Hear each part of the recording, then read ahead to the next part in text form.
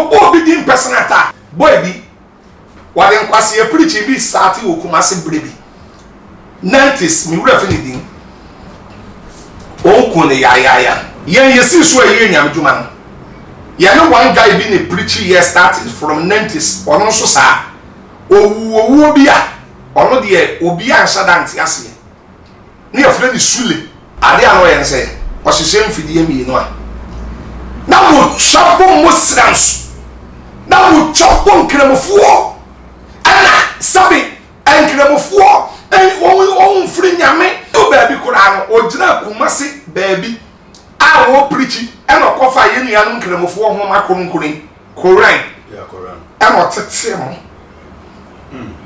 na wo muade ya na wo muade ya kan ye matumi ya preaching ni ma a preaching ma mo bi ya preaching zone mo bi ya ma preaching wa kremoni e wo bra kremoni fa na sen kan na wo kremoni wa wanya den nyame ene alanka na koma de eso so de yo wo de be yo oni sofo Adom Kyei Asia bayana eno nya wo problem de ti am sesa na ye se amafo bisa me se ayese de ya papa na kan wi a kire we chia oka wa sponsor and wa show say defending no me because asofo o kasama sofo Adom Kyei no ultimi kan bi no na nyensa say we mu kasa e defend sofo Adom Kyei but we no we are very strong, we are confident we defending no me say me chilensim ho ena wo gu ni ani mu asese wu ni ya it won't share sofo Adom Kyei me say anya wo program da sabe me gu mi ni ya so ani mu asese na fa so be na be bora ya wa so ni o wa akwa on ton so bolo but most of asoli ni bebre ni asofo ni bebre kura ye criminal munya sofo Adom Kyei munya no prophet Adom Kyei munya no onye na adwuma hwa meba munya no onye na adwuma munya no hwa so onu sofo prophet Adom Kyei okwa na asoli a won de collection ya wa asoli o wa akwa sofo ayi asoli ya wie no ya penipa maako 100 ma esebu a oka wa so dem ton hwe da be meba enti na se wo yi nsoli a wo Ghana ha maako 100 ya 90 and ton books ebi ton calendar na de na won ton oyo oh meba next time munya me a bisa me ya me hu interview me mfa so bolo a prophet Adom Kyei aso enyina so condemn se o mfiri nyame o se prophet Adom Kyei esuru kwasi ewu na de na kwasi ewu a me de ono so on fe ma me so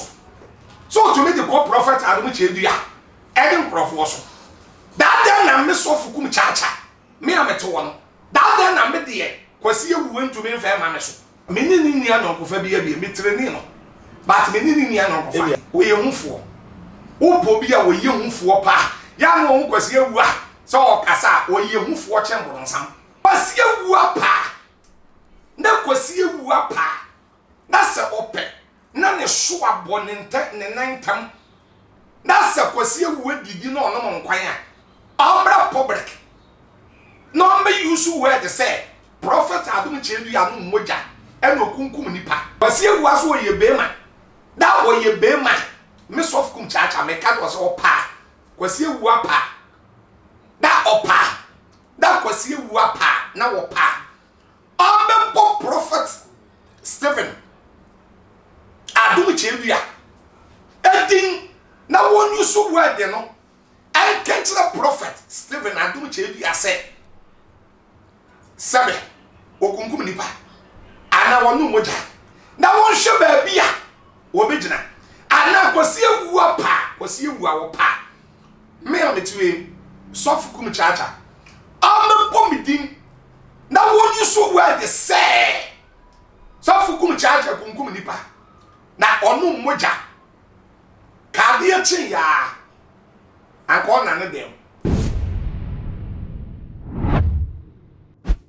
ebushamo akwaba eba tumaji age and ma official panso when you first time do video to a message say subscribe to the page with me Adom and so na me upload bia so na unsa ebetimaka ye ba so for Adom Kyei air trending for so many issues na me dey say onyame nipa air trending but now trending na all trending no apa ko say enye sa na opesanka on trending enam enu sunti wachi sofo esiama e wo takrade ene yebeko deep into issues no potenti a orechi we na manfo gina so ka say suffer Akwesi Awuah aka nsem a chen de sofo esiama kan yi adenti na wontumi enchen de ebusua de bia me kan say obi friend nyame na obi ngina o anaso nyame fi obi no na obi so engina wo no but so be pentista ana be charismatic most at times in church la ye de ma wo no ukote say obi so man church bi na ne church say de ma wo no embobra e ti wa no fele say enipa no onfri nyame anaso wonim nia o kan ebusua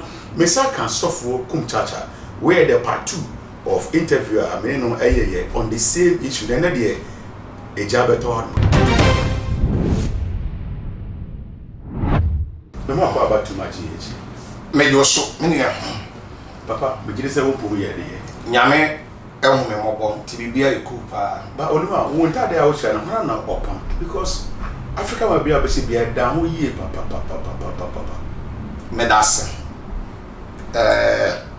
company no me refidin no da me bana babodin no mabodin no nyame hira obia a wo hweyen e wo Ghana ene abrochire na me fa kwan so nchia me papa Kwame despite o se Kwame despite baby obia nyame hira no o man a long life long life oni ninia Dr. NS Ofuli Sapon baby a Dr. NS Ofuli Sapon so obi nyame hira no ne Father Dixon nyame hira no Kennedy Asante nyame hira ne jam baby obia nyame nyon kase ye won panifo bebre okurum a adenti aya asof Kumchacha me kasa ya me bon din chia won se won didi manyanka dibi emisin adibi ekonafo dibi abi enuma emenipa dodo mpempem ensako manu ma enkrofo nyi adwuma ye sa panifo se ne dabi a ye bompa ya ye mobi ema won ne me papa Tobinko Mr. Oben me mamu nyina afrishia pa ejanom God bless papa me da say what the enchane de kan ba de end yan fa yan common enche so papa me say bi koso akwa say Acts chapter 12 amafo say hini bi sorry no so wetia the church nti no oti James school no zanchi Peter so to efiase amafo say senior sofo adom che bia ni numedi ko de ya akwa say ohene na sorry no papa masemi sane say wo yo sofo na sofo adom che dia achewa wonua sofo esiama adu ohune say ma ye chieti fo nti enko ka mesi echi awon but yesi na ododo won sen kwan nyame hira mu bia ye mo bia fresh apa minu ade wo mo se sabi o se ya che sofo esiama Church of Christ say ono okay me pena sempa baby obi a michia no but ade ba ko a me ye hye no so ni nsu ade wan say ya chi esiama ade na sofo ofufuro bi de ye nche no that is a wiase anu what kind Proverbs 18:21 Bible so owuo ni nkwa e wotachelema ha di odon ebedi na ba sabe mpre asa enye se prophet Adom chedi a osole ya na wachi obi okay uti yes osole ya na wachi obi ya na mprofo bebre se ena so Kumchacha da wo kasama no ena so Kumchacha ena wo kasama prophet Adom chedi a hwa me yesofo bi a samo ba me de no kora tu ba bi eda so kaya tama ye papa Archbishop Charles Adenasare tama na koko issue by no koko issue by okay so fo bi eni Ghana ha oje ye a wo so mu kan wasam te seme ade a mempe ene so obegu sofo bi eni mu ase na wo be sei sofo bi na wo be disgrace no na wo wia unipa no be yo won te so ye han bofo rapture ndu a wo na be two first adenti no sofo Kumchacha me kasa okobo sofo esiama Ananya sa. Dan ni din no dan so. Church of Christ of. Yeah. Okobo ni din. Sabio Bible can say bi say Adom actually ya doso obi a wane de. So okay Ephesians chapter 4 verse 11.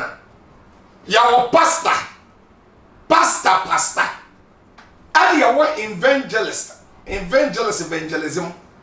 And your teacher teaching. And your apostle. That apostle need the. And your prophet and a prophet prophesy. So I call Dr. Juma. Dr. Mua. Your doctor wa ya komanko anwodwuma. Make us be so. And your doctor wa ye from ko anwodwuma. And your doctor we ye tire nko anwodwuma. And your doctor need the operation kwan na oye. Doctor we ye tire anwodwuma. So the operation commander won't mean here. Sana doctor we ye from adwuma. Sa wo di sisi de commander won't mean here. But we doctor. Teacher ni bia ko school or course wa ye. Your math teacher, English teacher, science teacher. Is our French teacher? French. Teacher ni o chere myself what dey. So all the no comma teacher ni o chere myself what dey. All the no comma English for what? Exam sudu a obi failing kwala ni nyina. One sha obaka so onye teacher so ye teacher. Ya wo teacher ni bia ne course wa okosko ye. And then American so the of Kumchacha American so say a fivefold ministry. Ya papa men say what abe. Almost said you teach. Best teacher. Best teacher. What to say? Ya papa Dr. Men say what abe. Aba bontin ya. What people obedient ya wade bi a your friend personal attack. Ya che Sophia wabo ni din ye Sophia sia man. One say onyi bibi ni. Na say obi ye bibi na say onyi ni a obetumi aka ho asam. I don't have problem. But so ko boni pani din ya. Papa na ubo ni din Sophia sia man. Akobo Adom che prophet Adom che du yadi ana wa mo. Oh boy, the voice of God. Oboni din kasa na wa mo. Oh boy. Oboni din prophet Adom che du ya me bo. Okay. Pacho Bible na da wono. Genesis to Revelation. Prophet Adom che du ya chapter 1 e wom. David. That day na ere ye won hwe na won kan wo de ye. Sa we ye Church of Christ ni. Wo betumi ye teaching no. Na wo teaching na kan wo de ye. But ukobo obi din ya a personal attack. Tears of Kumchacha America no. One said quotation me of Philippians. Was he a people yesu din won to kwapem. E people yesu din e wa bifu dipem. Ani e people yesu din se de obenya enipa ni manunyam. Ya wade bi o wa me da bi ya me ka sewe. Papa sofo asia man. Wako school edu achire wateborofo. Woye obi a utie ne kasa woye obi oye educated. Sawo a we educated no. Ese wotena sine hu se. So ko mention obi din ya. Da ko body din wo public kan say bia. Ya wo bi a friend defamation of the character. But wo betumi a mention was akan wasam no. A kire was say mu a Umo obidin. Papa, you just say ya so be ya de na say nya. Unu kwan so put the can the oil and say assume see the oil ye nya. That you enemy who born in the asa wo taki ni pa no. E de wo koba, e de wo hawa. Correct no. That be so correct no. Na afi said ya wo ye nya. Ya ko ni pa ni nchen, ya frɛ ni phone so ya ko ni pa no ho. Enye social media ni ya batutu bi ma no. E bo ni pa ni din. So ko bo obi din. That's ono so asolema.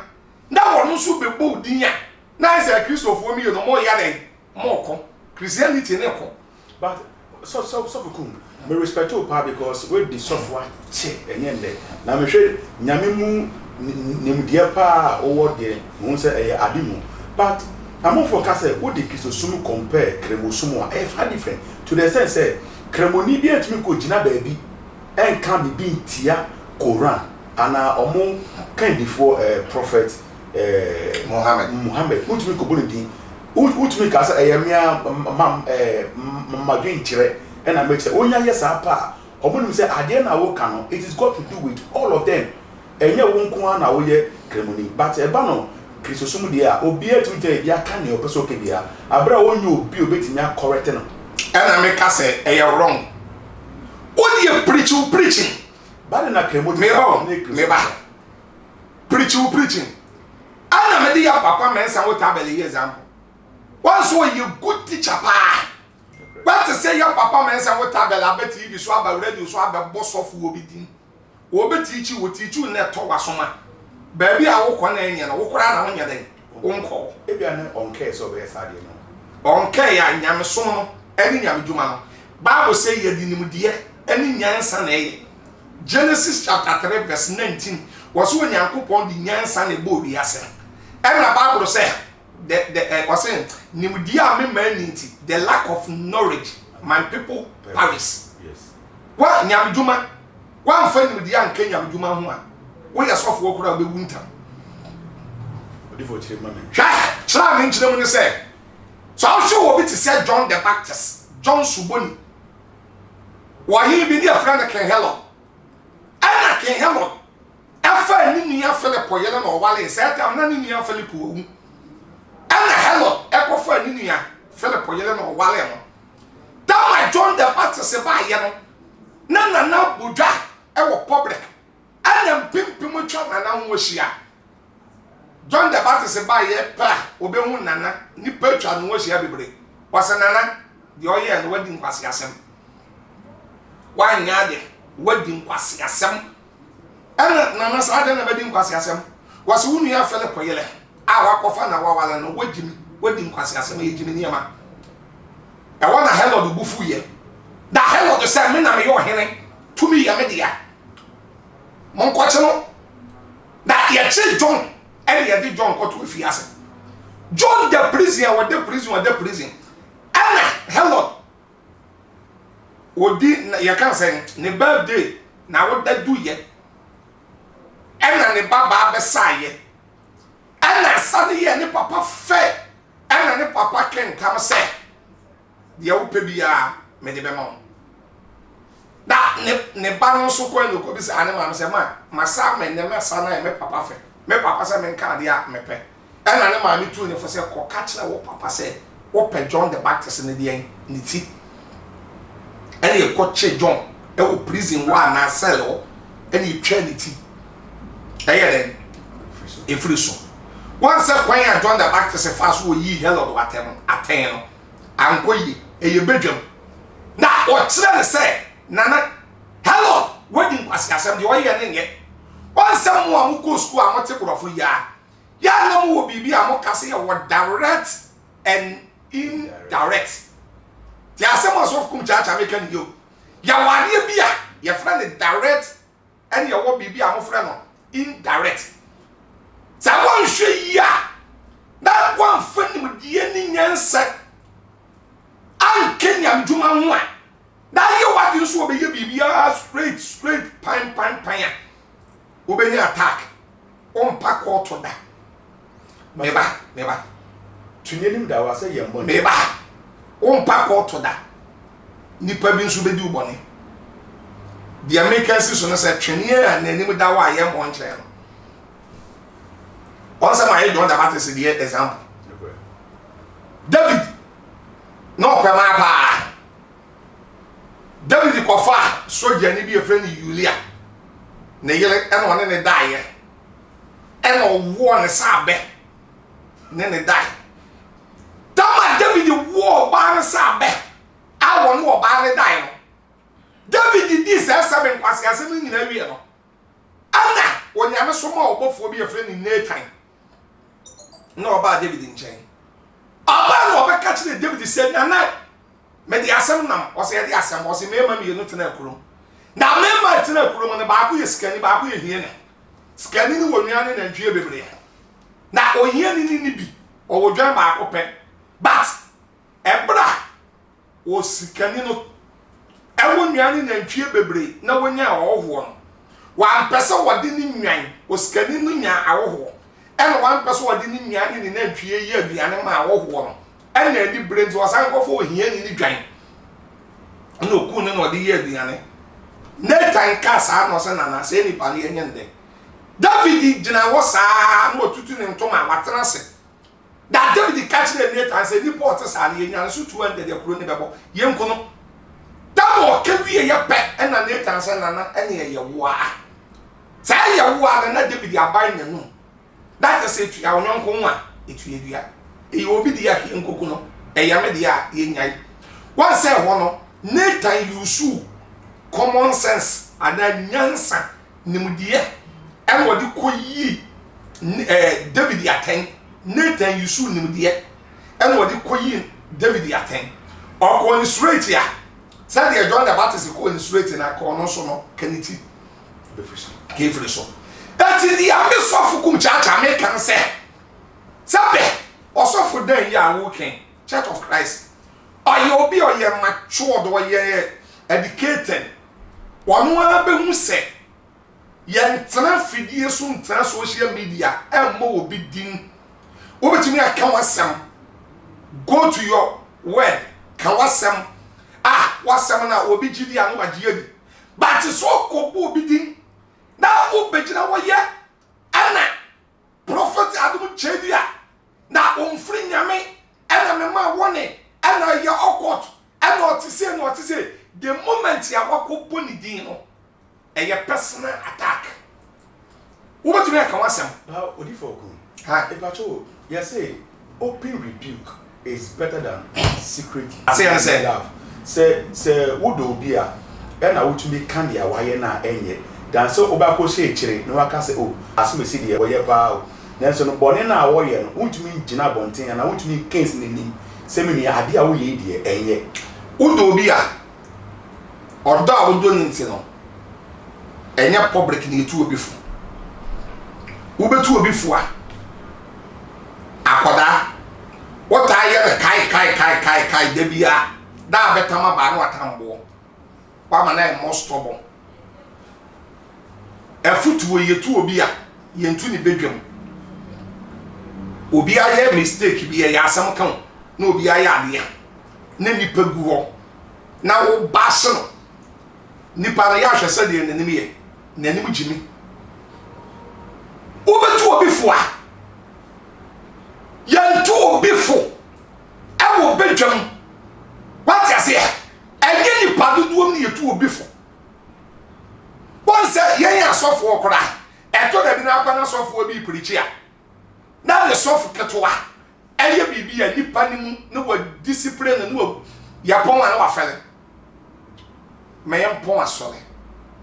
In pastoral artist financial office e wo kura obebo no so ma bo obi eni ho ba asofo a ebia woni wo ono wo ho obompa ye menkrofo ma ye respect no na kuta mic na wudwoodwo ni wo public okay what I say ye ntufu e wo nipam ba the miss of Kumchacha make can say we so for prophet Adom chebia sabe won ko kan na won kan eti na da bia me ka se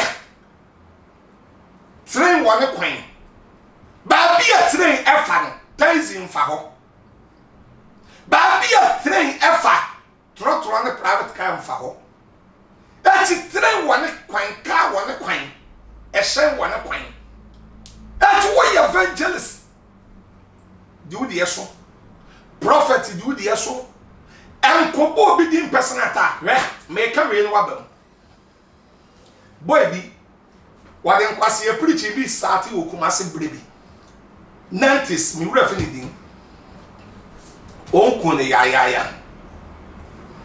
ana yen yesi so aye nyam djuma no ya ne one guy bi ne preach here started from nantis ono so sa owu bi a ono de obi a nsadanti ase ne afre ni sule obi so obi a wo kumase ne asante memo sule okay and one guy ba ko a make us on so 90s wo Kumasi no evangelist woni Maria no ye Adia no ye say o hihye mfidie mi no a na wo chabo Muslims na wo chabo nkramofo ana sabi nkramofo won firi nyame na kramoni bia won sum nyame ana kramoni bia ana wakikensem nu na wakensem fa sabi yankom sheni kurunkuru Muhammad ho prophet Muhammad na wakensem bone edu baabi Quran ogina Kumasi baabi a wo preach ana kofa yenua no nkramofo ho makurunkurin Quran ana tete mo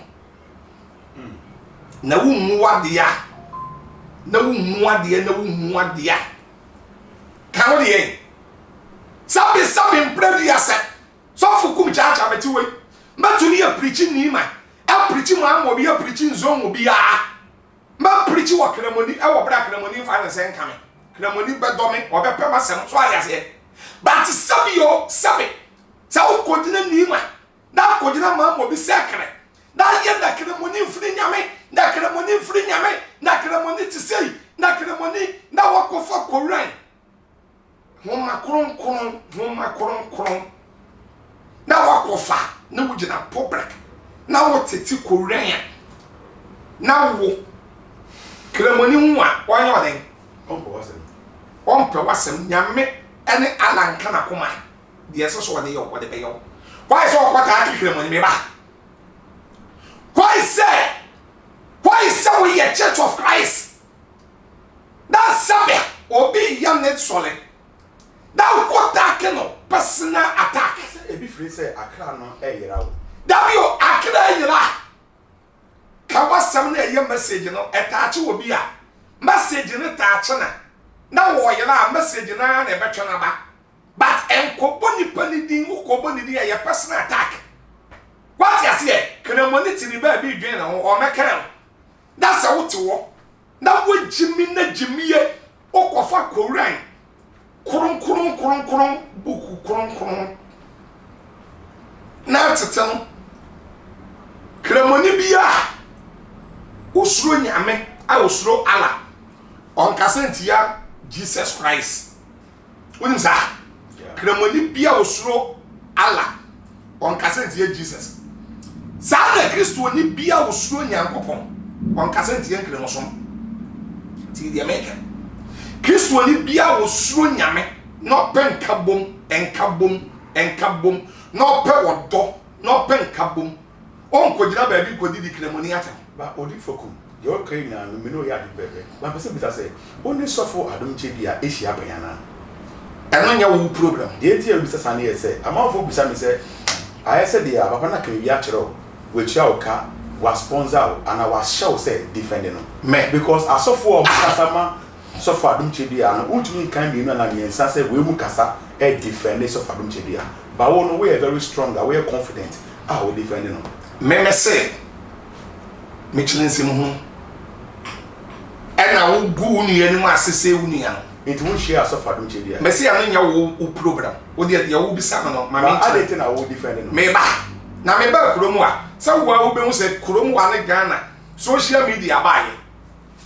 And there are some non friend. Also me pastors the PR. Okay. Me boy. Sabe sofu be no wo kurom wa no a sofu Kumchacha na sem be ba mahwehwe mu a me wo said won ka to no so enya no kra me defend but you are always defending them at it here enti na me ka se me no sabe me hwehwe na de wo ka nya no kra se me defend no da sabe me gu me nia so ani ma se na fa so be na be bora adem fa so enya de be bra me what you say enti me no sabe ye wi ase ye obi de ye na de aye eti me nyo obi a me nya nwoya eti me yese sofo obi asema ba da ona yeso won firi nyame na ma dabi ma me ka asem we nchira sofo Kumchacha ma me ka asem we nchira eden ti no se sofo Adom chedi a sabi won firi nyame ni nyina ne se yese papa ne to so bo no okọ papa na sole a se won musa dodo na me matie won ne kira se yenje collection so I say yenje collection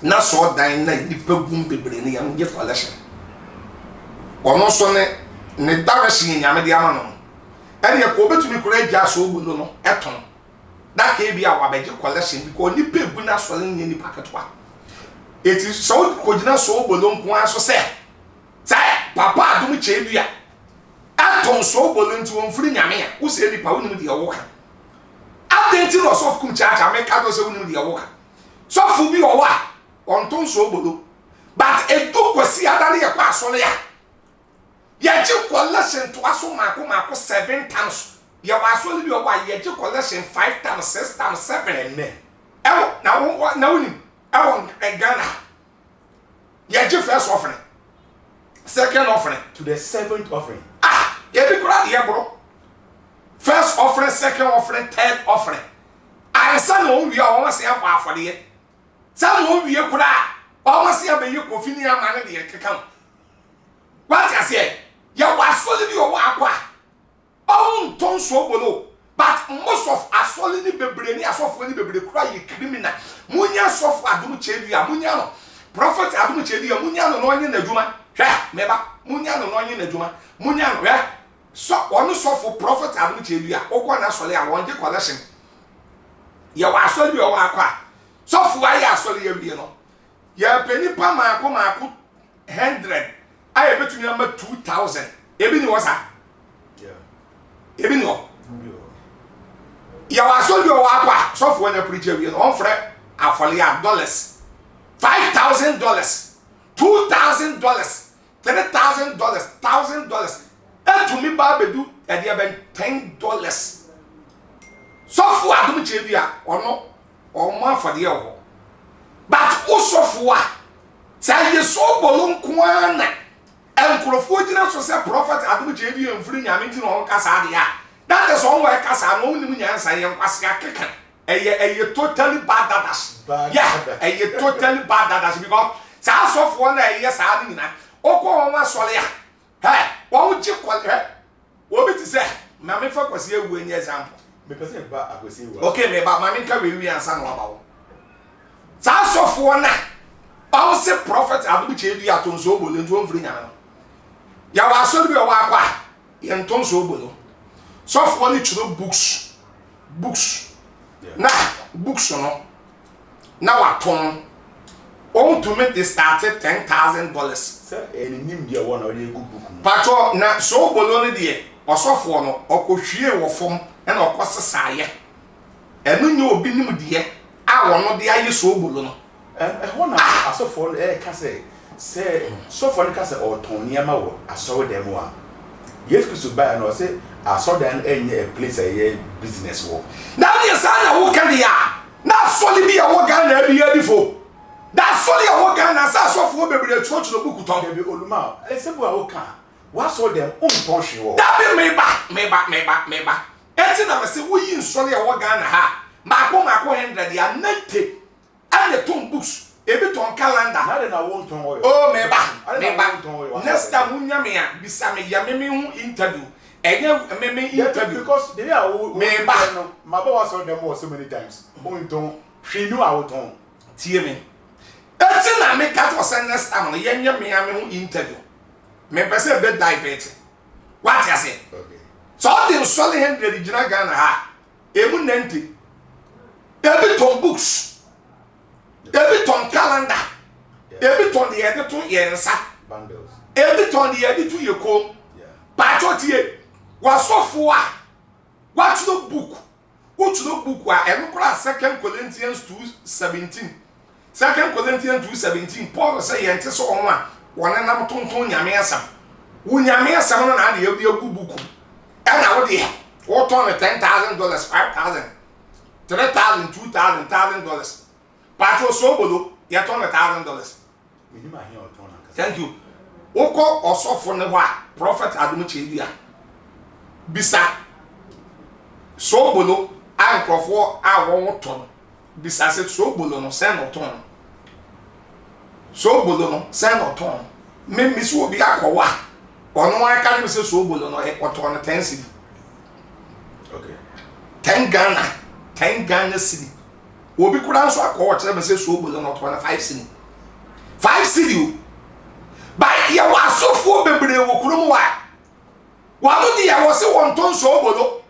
But won ton so obolo no, obi ton so obolo a wo kondam no. Wo pia me de na kobro nsam jamon furu nyame. Sa sofo no oton books. Sa sofo no wura na so dem ebi ton oil. Ebi ton ensuo. Ana ebi ton handkerchief. Na ebi ton de ya de tutu ye komu. Ana ebi ton de ya de tutu ye nsa. That day me say wo de en sole ya wo Ghana. En sole ya wo Ghana ha bebre. Asofo akasefo na sole bebre tutu books ton ba Oluma. Say enya adenti na wo say yemfo aso say omunkoso wanye. De we na enya. So moton books na moton oil waso dem no. Say enye sa. Eyem obi. Ba say tro no say ma ye nton obi Onyankopon fie. En say ebi ni moton ana wo say ye kan no nso njaya na. Eti na me ka to say. De anya wo na ju obi.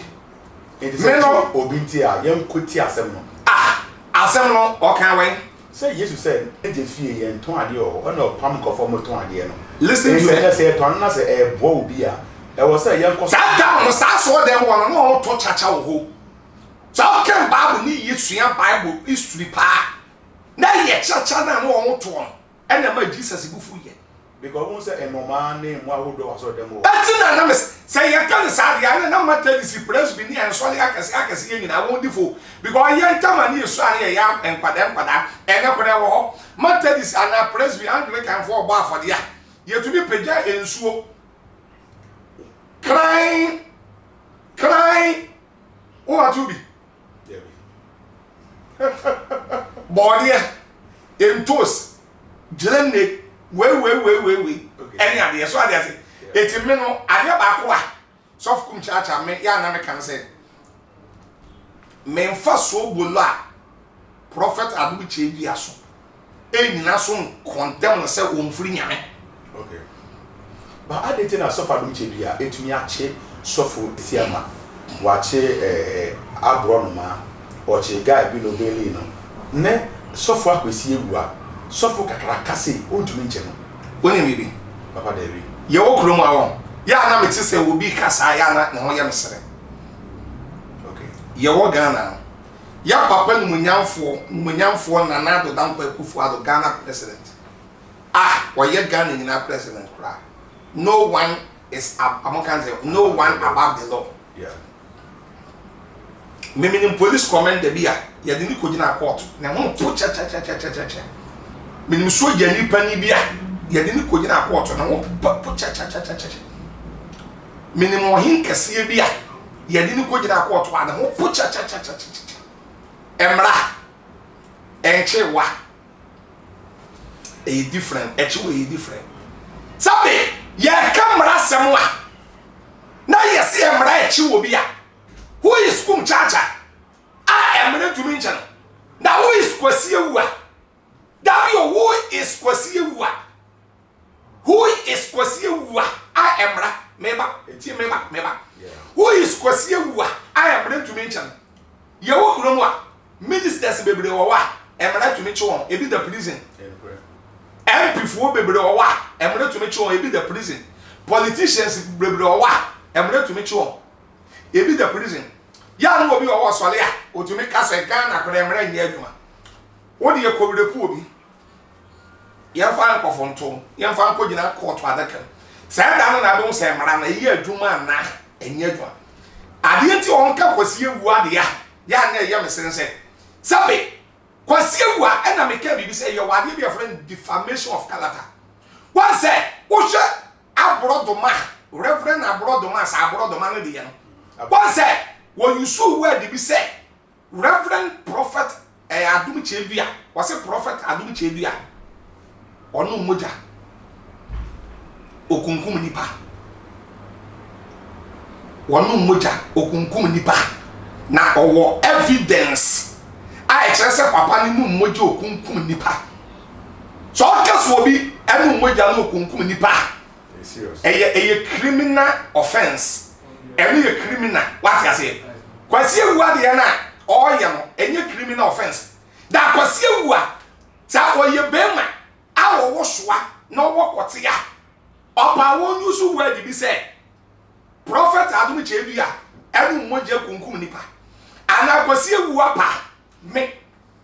So one say prophet Adom Kyei one say prophet Adom Kyei suro Akwesi Awuah. Adana and Akwesi Awuah Adana me so one fair mama so. Listen to me. One say prophet Adom Kyei suro Akwesi Awuah. Na Adana Akwesi Awuah me de on so one fair mama so. So to me the prophet Adom Kyei Edem prophet so. That day na me so Kumchacha. Me ameto wono. That day na me de Akwesi Awuah ntumi fair mama so. Tiani e Paul. Say prophet Adom Kyei suro Akwesi Awuah. Say Akwesi Awuah to be cast off will be answer. That day na me de one fair mama so. Say I go for that meeting tina ko sabeka. That be me Akwesi Awuah dey anyokofa. So one training me channel nyanko asem ne ho koneba. Me ni anyokofa bi e me training no. But me ni anyokofa. E bia enu tina ko sabeka. That be we ehufo. Upo bi a we ehufo pa. Ya no Akwesi Awuah. So okasa we ehufo chembro nsam. Me na me ka cho. Hwe ma me ka sam cho. Sa okase ana prophet Adom Kyei da wachi we na want to meet Akwesi Awuah. Obi obaka bi ya wani de oka. Akwesi Awuah pa. Na Akwesi Awuah pa. Na se ope. Na ne so abonente ne nantam. Na se Akwesi Awuah didi na ono nkwan a. Obra public. No me use word say prophet Adom Kyei no moja e no kunkum nipa. Me ba so to me channel dia won kan. Eti na me say ye nche no. So wo pe Ghana for pe say ye che no. Na Ghana for e pe so wo say Akwesi Awuah wonye hu na wo no one is above the law. Na emra no e wo de e chile e wo de e chie e na e wo de enchie. What I said Akwesi Awuah ensuo I say swimming pool ye wo de ko emu no ensu ko ukọ mfimfira emu do ya wo de wan hwe ya ukọ wono ma na de wokọ en ya wa no Akwesi Awuah de no wono na ma no swimming pool no odwale wa no wontumi nkọ su emfimfiri Akwesi Awuah so ye bema da wo ye bema me sof Kumchacha me ka do so pa Akwesi Awuah pa da opa da Akwesi Awuah pa na wo pa Omebo prophet Stephen Adom Kyei edin na won use word no I can't the prophet Stephen Adom Kyei say sabe okunkum nipa ana wonu moja na won hwe ba bia wo begina ana Akwesi Awuah pa Akwesi Awuah wo pa me ametwe sof Kumchacha Omebo midin na won use word say sof Kumchacha kunkum nipa na onu moja ka de eche ya anko na ne dem your friend the defamation of character but say obi ba abonte na obeya kwase aboa we mfiri nyame dia eno nye defamation of character dia machele wi no Akwesi Awuah pa obeka wo di Akwesi Awuah gina wo na de Stephen Adom Kyei a prophet gina wa dia Ghana fo nya na so mfa so pa e prophet Stephen Adom Kyei Papa ade talk am say Akwesi Awuah won ton so gbolo but we do na so dem sika wo gie no hwe sika Akwesi Awuah gie won na so dem Papa so the to cars bin so ma masa what ya to na enye Akwesi Awuah kra na ka say ye fa so sika ma so le ma na Akwesi Awuah ye obedi ye chi ye training ne wa so fudi no e dem no de bai ade o de bai ya se so fo wo gre nche coat so fo de ewusu mi en sakra ye bo ne so fo ye du kwa so onya ka mi no e de ko ni fie wa de cars ne atwa first wo so ko ayi Akwesi Awuah fi akoye cars eguo private car ko 15 cars ye ko kuma se ne ade yi akasi yi o more than 10 kwawe estate ya Akwesi Awuah adwiri ya ke sofo a ya na wo ye nya atwoma a wo ye nya atwoma we koro no ma mi ni su wa de bi wa koro no aye frɛ no koro no obi tu obi botom obi ntu obi botom obi de pen ene bia ne de ya gentry thief obi on so on fa pen what the business me ton ade ama no de abokoro no eti media mpese me kan se we Ghana fo nya prophet Adom Kyei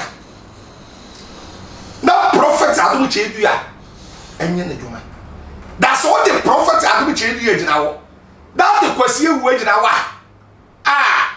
the obeko heaven power nyame yemu e prophet Adom Chidia kwasi Awuah de ya ne yenya atomo ne de ya ne yenya atomo ya won krofo bi o ware woni mo bi o no ma wase mi nim obi ya na ho di wodem obi o no se me no monsa ono modem mempema no pe wodem sabe me sofu Kumchacha kwasi Awuah me so wadi machi a ayade na kwasi Awuah sabe ya no obi nya accident ana ya mempe no se meka no asa me se me bo kwasi Awuah isua de obakika mu wo radio ani su ko akondam we kondam eno de eye camouflage eno ye camouflage orifakum be pese ye de komunisi a ba patre ni fire pass of Adom Chidia amanfo target say owo into all court enra kra na obe kasa 1 or 2 bifa all court nche say ono ni all court mo but the first response I would buy nche say omo no mo dwane all court etino Akwesi Awuah enja mo no yi ne ho free beef ne mu eno e be ne the patre but the person ye de komuni ba na wiye no sofo Akwesi Awuah oni sofo Adom Chidia me gidi say ayenkofa bi da omuntim eno ntina Adom Chidia e wo kwan ben so because na nkofo ka say sofo Adom Chidia echo e the tight command and also ko so seed man and san na no start church and your political talk politics if we because a political talk political talk why oh enye no kure papa ne pana we to dani fe dia me pesa me kan say wo munya prophet Adom Chidia Stephen Adom Chidia prophet na wanye ne dwuma what ka say ewi ase ade ba ko ne say ya na won wo no mo a won ka e na sofo a wo chi obi tom e na sofo a ye twa kwan na nka wo dan ase contractor e good ewi aso say ye yo eti na din wonu say nipa wo din ya wo brand phone ye kuta me say iPhone say the brand me boy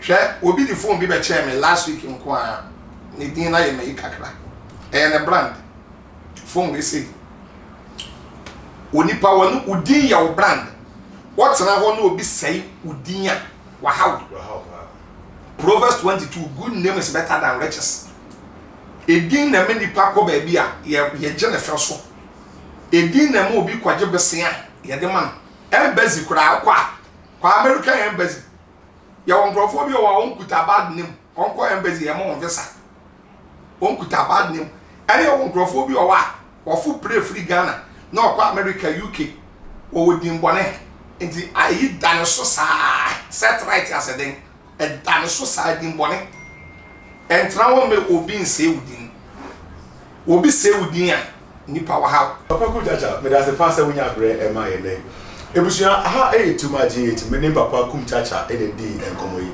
na enkomo yi di nyina fa e papa sofo Adom Chidia ene ensemeka akofo e ka fa no e na afi arrest nso a or arrest bi ne mu enam omun nsem bi a omu ka fa ne ho ebusuya where the part 2 of your interview mesa the part 3 no abroad meso say wo subscribe to your page where ya yen a ne mi aba na wo so no se na me upload ya so na wo sa ebetimaka too much ebusuya ko nyina e ma obi a happy Xmas ebesensia